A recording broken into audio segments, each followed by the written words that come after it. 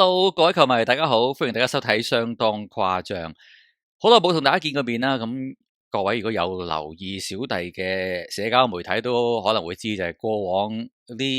9個月啦，咁小弟去咗讀書啊，咁所以做片嘅時間咧會比較少咗咁樣，咁同埋今屆好多場利物浦嘅球賽咧都係即係以觀眾嘅身份啦吓，咁廣播就少一啲啦，原因就你懂得啊，希望過咗今屆之後咧唔會再發生呢個事情啊！睇翻今屆自己有份評述利物浦嘅比賽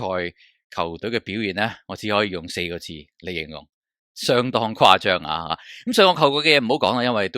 我諗大家球迷都開始收拾心情去迎接嚟緊下季嘅轉會窗啊！雖然轉會窗就未開，咁但係轉會市場嘅操作當然唔會停落嚟啦。好多如果你話喺呢排傳緊球員咧，都大家可能會了解到就係喺嗰個轉會市場嘅操作度啦，球會都一路做緊嘢噶啦。只不過咧，好多球員即使你話而家呢刻係宣布咗加盟又好，或者仲未加盟都好咧，都係好大機會會係喺7月1號先正式加盟。咁當中其中一位已經係宣布咗加盟咧，就係 Jeremy Frimpong 啊，呢一位荷蘭嘅右翼衛球員啦。咁有啲媒體會譯係菲林邦啊、費林邦等等啦，咁樣咁啊 Now 嘅譯名啦，如果冇記錯咁樣叫菲林蓬嘅咁樣。咁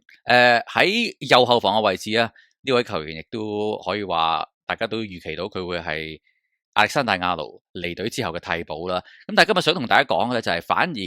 係呢位新球員嚟到之後，大家可以有啲乜嘢去期望咧？咁樣咁首先一樣嘢，先旨聲明啊，大家唔好預期佢可以複製翻亞歷山大亞奴喺球隊入邊嘅功能先，而事實上，我覺得喺世界球壇咧，都唔會有一位球員喺個右閘位度可以做到亞歷山大亞奴嘅同一樣嘢。咁所以其實簽咗新球員翻嚟，尤其是簽咗菲林蓬呢位踢法同亞歷山大亞奴咁唔同嘅球員啦，我相信對於成隊利物浦嚟講，喺嚟緊一季嗰個戰術啦，同埋嗰個部署方面咧，可能有幾大嘅調整。咁首先講講咧，菲林蓬呢位球員咧，最獨特或者最搶眼嘅地方就係佢跑動能力，佢好快，同埋好善於咧係加速嘅。喺職業球員嘅世界入邊咧，你好難會見到有啲球員係可以以純速度去爆贏對手，因為其實講真，踢得職業足球嘅慢極都有個譜啊。咁但係菲林蓬的而且確係一個能夠以即係好廣東話咁樣講就係屈速嘅能力去做突破球員嚟嘅。咁呢樣係非常之特別嘅。OK，咁呢樣嘢單講呢樣嘢，我相信咧，你都會預期到就係佢帶嚟俾球隊嘅嘢，會同以往亞歷山大亞奴甚至乎巴特利嚟講啊，係好唔同嘅，速度非常之快，同埋佢係好善於咧冇波在腳嘅走位嘅。如果你話亞歷山大亞奴係善於交波的話咧，菲林蓬咧反而就係一個善於接應交波嘅球員嚟嘅。咁所以可以預計到，其實佢來季喺球隊入邊嘅功能咧係會幾唔同嘅。同埋近呢2年咧，尤其是佢喺呢一個利華古遜踢嘅時候咧，佢個位置就係一個翼位，因為利華古遜係踢個3中堅嘅陣式啦。佢喺個右翼位度係踢到好前嘅，尤其是最突出咧，可能就係喺唔係啱過咗呢季啦，係再上一季啦，即係利華古遜贏德甲冠軍嗰一季啦。阿朗素嘅戰術係好利用兩邊嘅翼位去入禁區去做最後一傳或者最後一射嘅。咁呢樣嘢同佢嗰個 heat map 咧都唔難睇到嘅。而事實上咧，喺德甲入邊咧，佢係其中一個喺所謂嘅進攻最後1/3啦嚇，就所謂 final third。其實中文都冇一個好清晰嘅譯法。有啲人就話進攻3區，防守3區，其實都唔知講乜啊。咁啊譯咗個名出嚟，希望人哋明嘅就我自己講就叫進攻1/3區域啦嚇，即係球場最後嘅1/3啦。佢嘅參與度咧係喺德甲入邊差唔多係最高嘅一位球員嚟。呢個當然同個踢法係有關係噶。如果你話佢喺傳統正常一場利華古遜嘅比賽入邊咧，你會見到佢大部分嘅掂波或者大部分嘅參與咧都喺中前場嘅。無論係防守方面嘅逼搶又好，甚至乎喺進攻嘅參與又好，佢會踢到好前嘅。咁呢樣嘢亦都係佢嘅踢法啊，盡量發揮到佢優點嘅地方。跑動能力強啊，善於咧係喺一啲對手所謂嘅身後位啊，走入去就做呢個空位嘅跑動咁樣，咁由佢嘅跑動嚟帶動球隊啊，可以拉闊甚至乎拉高嗰個進攻嘅嘅空間嘅咁樣。咁呢樣嘢可以睇到佢同埋亞歷山大亞奴係好唔同嘅，佢哋做嘅都好唔同嘅。當亞歷山大亞奴嘅強項或者佢嘅多做嘅就係傳送啦，一啲從一個球場深入嘅位置去向前傳啦，甚至乎係做一啲助攻啦等等啦咁樣。咁但係調轉咧，菲林鵬咧，其實佢嘅傳送嘅數字咧，甚至乎傳送嘅一啲比率咧，都係比較低啲嘅。咁但係呢個唔係佢嘅問題，係球隊嘅踢法問題啫。反而咧，佢係經常係去到差唔多禁區 K 角位等等嘅位置咧，去做一啲移傳，甚至乎係最後一腳啦嚇咁樣。咁呢樣嘢係比較特別少少。陣間可以再講下究竟咁樣嘅踢法對於球隊嚟講，整體個發揮個分別會喺邊度？不過可以大家嚟到呢刻咧，可以明白到就係佢嗰個功能上咧，係同亞歷山大亞奴係好唔同嘅。呢樣我諗大家要留意下先。咁同埋大家可以留意到呢個球員咧，有樣嘢特別嘅，就係雖然話就話咧佢喺英格蘭出世，係咪應該話喺呢一個荷蘭出世，英格蘭長大啊？咁當年咧佢就喺曼徹斯特附近長大啦嚇。咁但係由於屋企呢一個交通方面應付唔到，咁所以咧唔能夠讓佢去加盟到利物浦嘅青年軍，反而選擇咗咧同樣喺曼徹斯特區嘅曼城咁樣。咁呢樣嘢對於佢嚟講，當然啦，而家就算係夢想成真啦。咁你睇到啱啱咧，佢喺即係宣布加盟之後咧，利物浦官方球會都出咗條片，就係菲林鵬同翻佢啲屋企人啲互動啊。佢就同佢阿爸講話，終於可以加盟你嗰隊啦，亦都同佢阿哥講話，你記唔記得我細個一齊睇 LFC TV？ 咁所以對於佢嚟講咧，相信加盟利物浦亦都係一個家庭嘅夢想成真啦，唔係淨係佢一個咁簡單啊。咁呢樣嘢可能對於球員嗰個心態啦，都好有影響，即係佢有一個額外嘅動力去做好呢份工啦嚇，唔係就咁求其打份工啦，而係去到一個即係對於家人嚟講非常之有意義嘅一間球會咁樣。咁另外一樣嘢值得留意嘅就係咧，喺呢個踢法上啦，頭先講過啦。佢係一個幾進取、幾進攻型嘅球員啦。咁而除咗右後防或者右翼位之外咧，佢亦都喺職業生涯入邊試過踢即係純正嘅右翼，甚至乎一個進攻嘅中場嘅。咁呢樣嘢咧，大家可以留意下就係話，可能你見到頭先一路講話，喂，點解菲林鵬係一個即係咁踢得咁前球員，會唔會同沙拿有啲重疊咧？而事實上咧，睇啲嘅數據咧，佢哋兩個喺右翼位度帶俾佢哋各自球隊嘅進攻貢獻咧，其實未必真係爭好遠嘅啫。咁呢樣亦都大家可以值得留意嘅就係嚟緊呢個球季究竟會點？因為嗱，唔好忘記，亦都話你未必記得，我而家提醒大家，嚟緊呢個球季咧係有非洲國家盃嘅，而今屆嘅非洲國家盃咧係會比以往更加早開始嘅。以往就成日覺得1月啦，成個1月冇咗咁樣，咁今年咧更加大件事，非洲國家盃咧係喺12月。已經開始踢㗎啦，咁所以沙拿咧係會錯過聖誕嘅賽程嘅。咁喺呢個時間嘅話，右翼個位置會係邊個踢咧？有機會會見到菲林鵬喺呢個位置出現嘅，亦都可能有個考量就話，好啦，當球隊冇咗沙拿嘅時候，個右路嘅進攻係點咧？咁啊會唔會繼續係打一個4-3-3，右翼係沙拿咧？未必嘅，可能會有更加多嘅變化，都唔奇嘅。甚至乎你話3個後防啊，甚至乎係3-4-3啊等等咧，我覺得唔係冇可能，即係做一個短暫嘅方案，因為始終沙拿功能好特別啦，未必有好多人可以替補到。咁但係如果揾到一個即係喺右路同樣侵略性強嘅球員的話咧，可能會有一啲唔同嘅調動。咁可能講下一啲即係戰術上嘅東西，因為我諗喺個右路上咧，大家可以預計成隊波嗰個變化會幾大噶啦。咁喺球季嘅尾段咧，開始會見到利物浦比較多一啲嘗試咧，喺哥納迪同埋雲迪克附近加多一個加分比落嚟拉，甚至乎咧喺上個球季啱過呢個球季嘅季中開始，你會見到幾場波，其實中場幾個球員嗰個位置會有啲變動啦。邊個踢右手邊都好，個中場嘅3個都會褪右少少去鬥翻住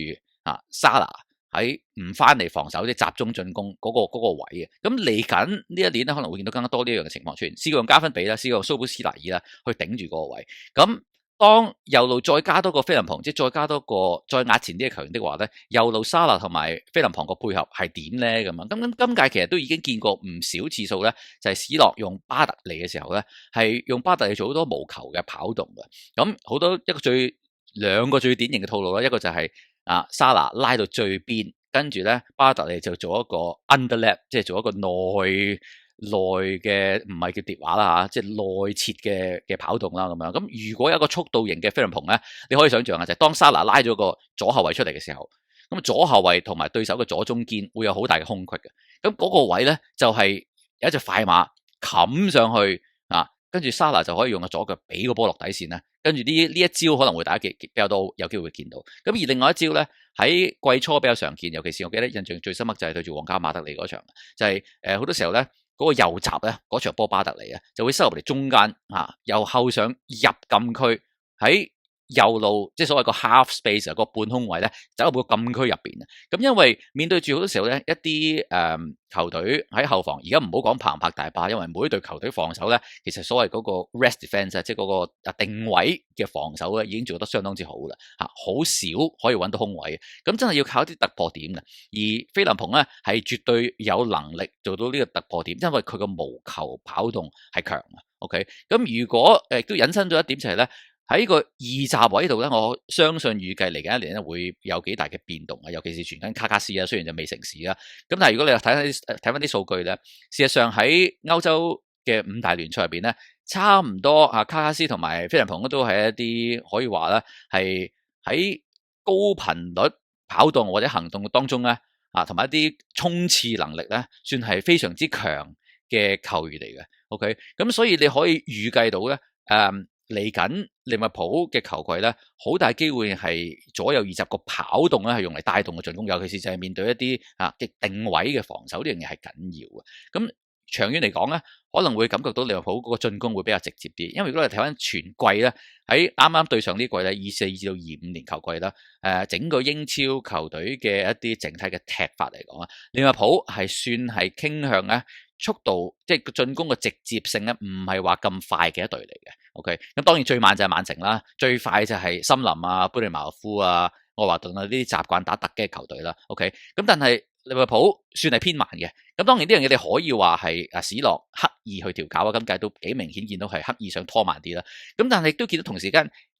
揭露咗個問題嘅，就尤其是去到下半季啦，尤其是到咗臨尾，即將埋欄攞冠軍嘅時候，有幾場波咧，同埋沙拿冇咗上半季嗰種即係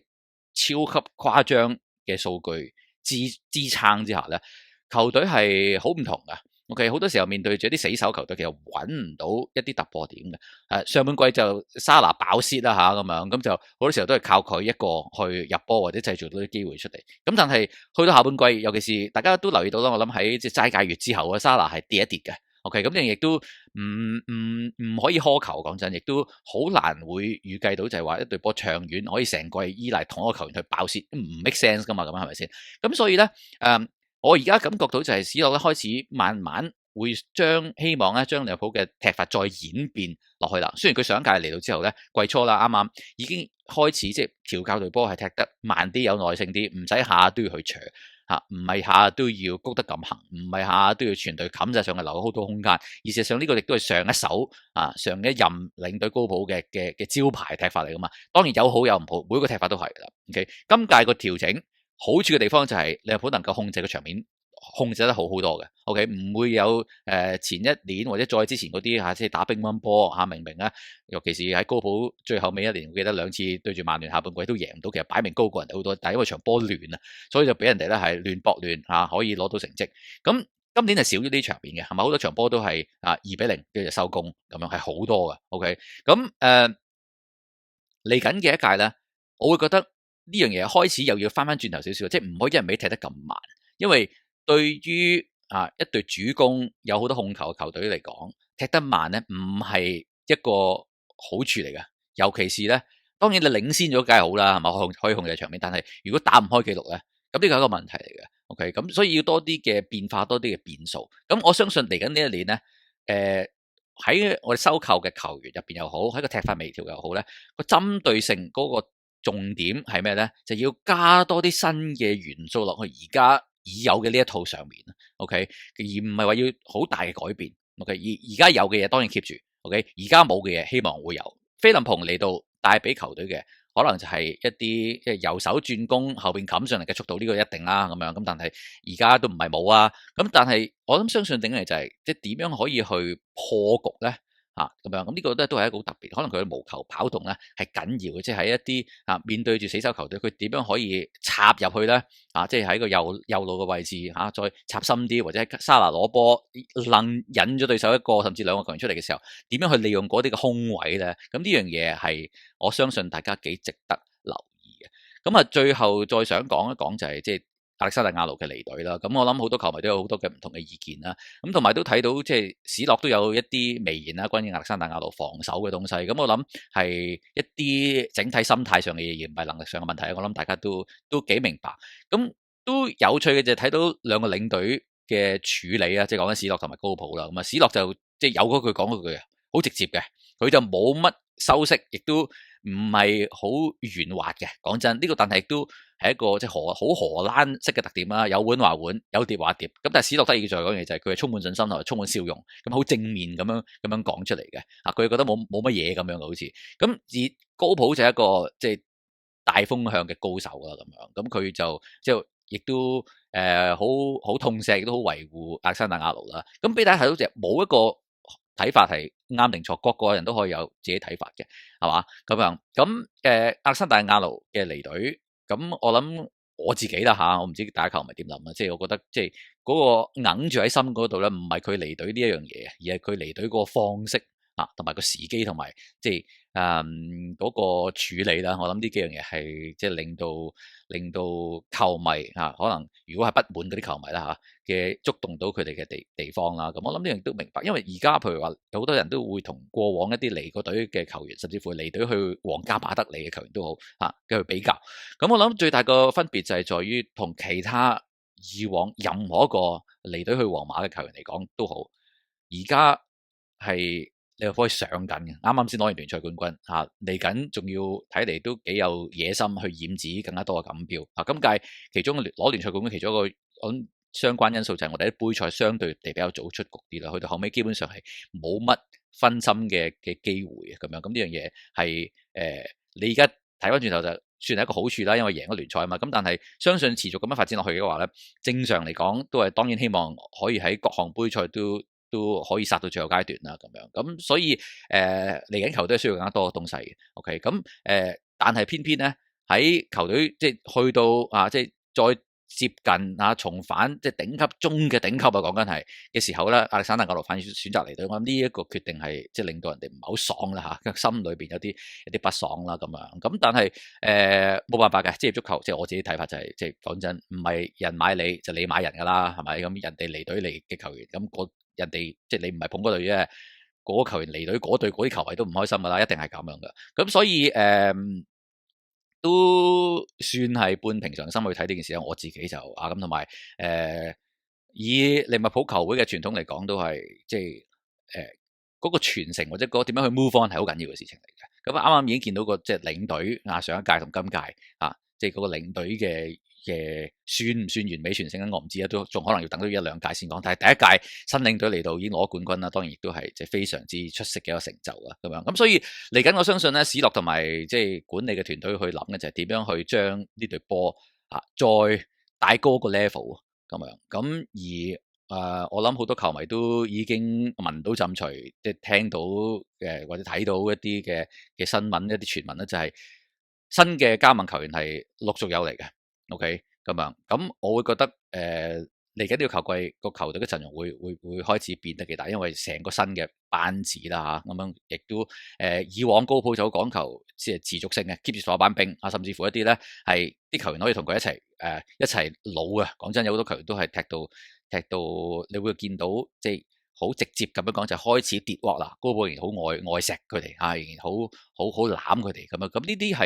係我自己覺得雙面人啦有好有唔好嘅。咁但係而家亦都俾大家睇到就係好啦，球隊無論人腳又好，領隊又好，其實都會需要去傳承。呢個係利物浦嘅傳統嚟嘅第日咧再開個題入邊講呢一個即係利物浦嘅即係 succession plan 嘅一啲傳統同埋嚟緊嘅操作啦。咁但係今日講住呢度先啦。咁我唯一可以同大家講嘅就係大家唔可以期待，即係總結嚟講唔可以期待佢係一個好傳統嘅右閘嚟嘅，因為佢菲林鵬咧。